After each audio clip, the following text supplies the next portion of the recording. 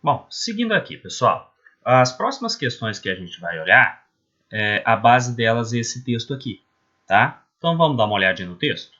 Então, o texto de apoio diz o seguinte: no século XXI, deslocar-se pelo planeta não tem sido uma tarefa tão difícil se comparada a 170 anos atrás, quando os principais meios de transporte eram navios, carroças, animais e trens movidos a vapor.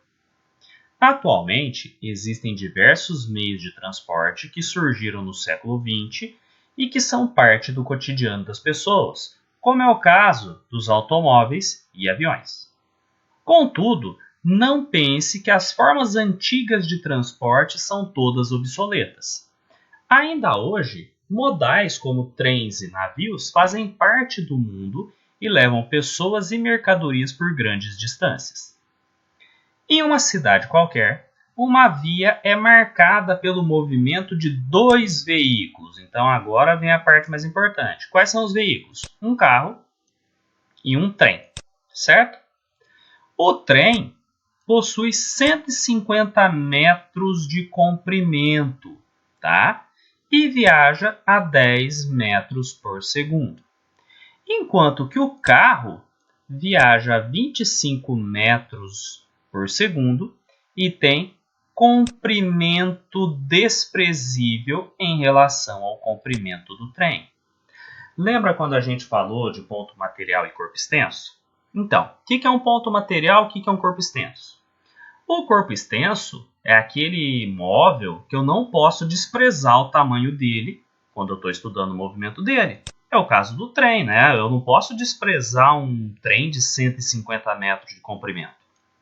Agora, um ponto material, eu desprezo o tamanho dele. Olha o carro aqui, ó, o comprimento do carro é desprezível em relação ao comprimento do trem.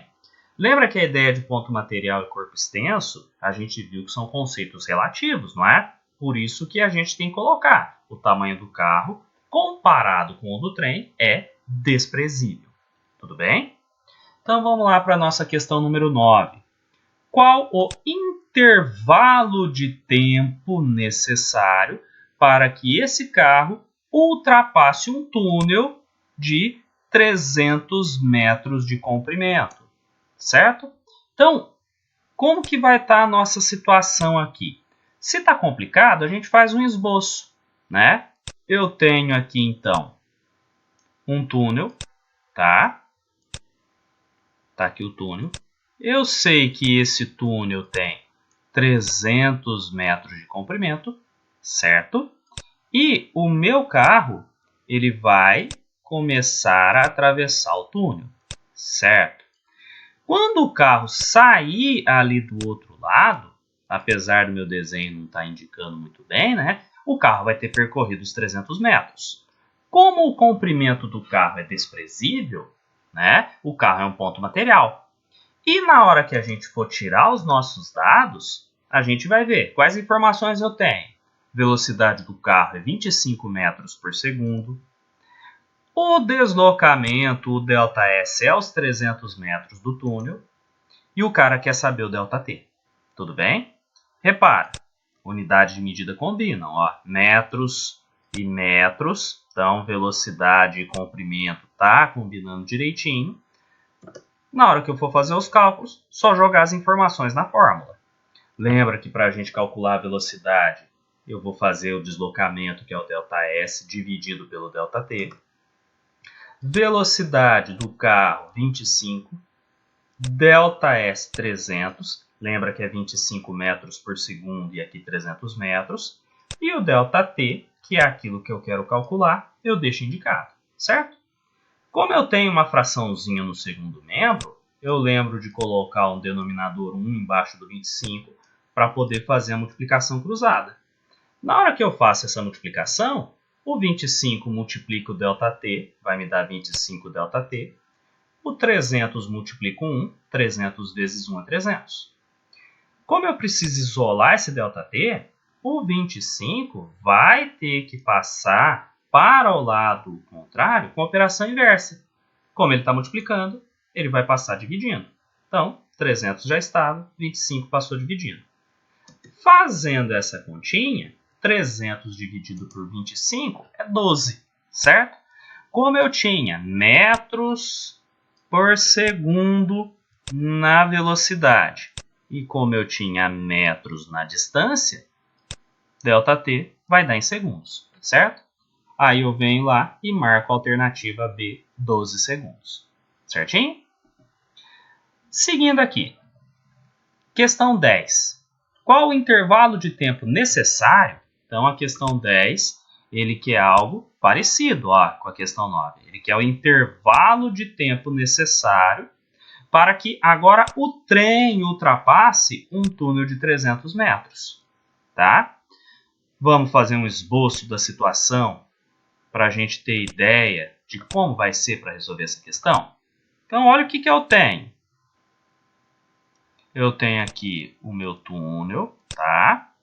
O túnel eu sei que tem 300 metros e o trem está chegando, tá? Isso aqui é para ser meu trem.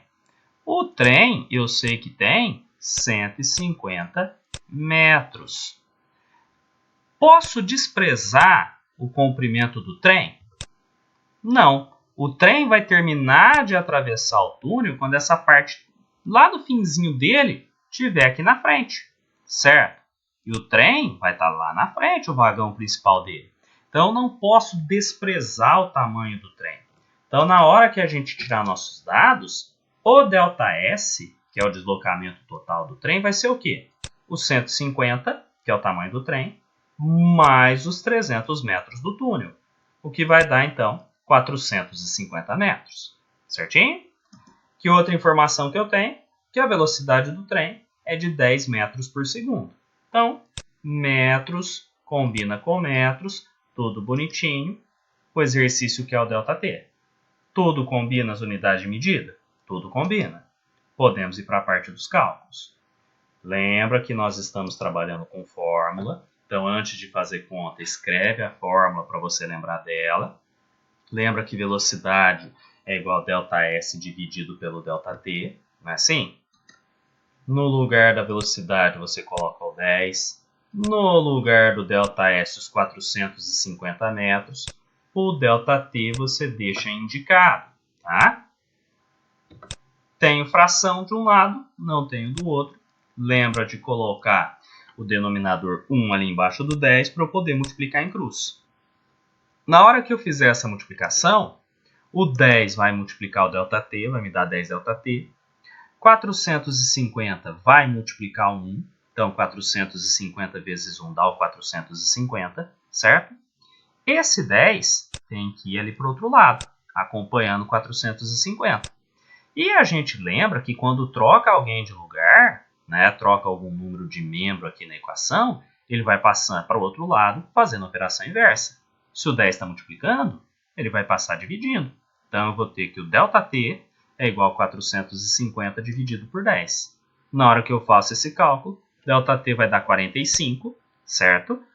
Como eu tinha metros por segundo lá na velocidade, como eu tinha metros no comprimento, o tempo vai ser dado em segundos, certo? Então, a gente vai lá nas alternativas e marca a alternativa D de dado, que é a alternativa correta. Tudo bem, pessoal?